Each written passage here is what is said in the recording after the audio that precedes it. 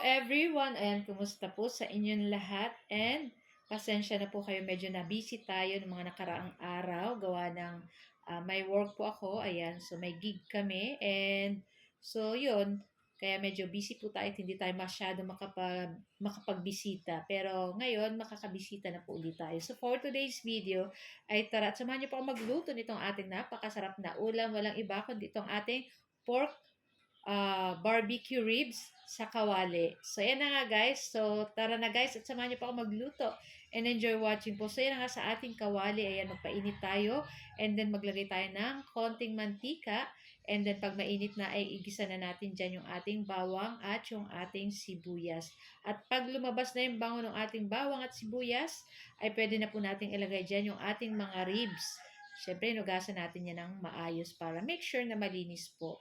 Tapos, ayan, timplahan na po natin yan ng paminta na durog at gamit tayo ng isang pork cube. Ayan. Tapos, takpan lang po natin iyan at yan po ay magtutubig pa. So, after ilang minuto, so ayan na nga at ay makikita nyo may konting tubig pa. Halu-haluin lang po natin iyan. And then, titimplahan na rin po natin iyan ng tomato paste. So, siguro mga isang kutsara or 2 kutsara. Tapos, naglagay rin tayo ng banana ketchup. Ayan. Siyempre, pag sa barbecue, may banana ketchup po yan. Tapos, naglagay na tayo ng konting toyo. Tapos, maglalagay rin tayo ng konting oyster sauce. And, siyempre, hindi mawawala yung ating Sprite.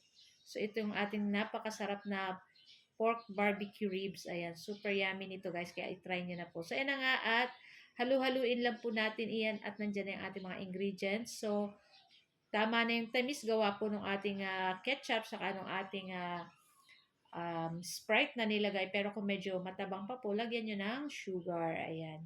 So, naglagay pa ako ng konting liquid seasoning at takpan lang po natin iyan at lutuin natin sa katamtamang lakas ng apoy. Ayan. So, after mga 30 minutes, ayan, medyo nag-reduce yung ating sabaw dyan. Pero, palalambutin pa natin ng malambot yung ating ribs. Kaya, tatakpan uli natin. Ayan guys, at lutuin natin hanggang lumambot yung ating ribs. So, ayan na nga, after ilang minuto guys, makikita nyo, ayan, nawala na yung sabaw-sabaw at parang sauce na lang yan. So, okay na rin to guys. At yung ating ribs dyan ay super lambot na. Kaya naman nakita nyo yung durog, ay yung buto, natatanggal na dun sa laman ng ating ribs. So, yan na nga. At ito lang po ang ating video today. At sana po ay nag-enjoy kayo. Kaya kung hindi nyo pa natatry to guys, itry nyo na. At tiyak na magugustuhan ng inyong mga anak at ng inyong pamilya.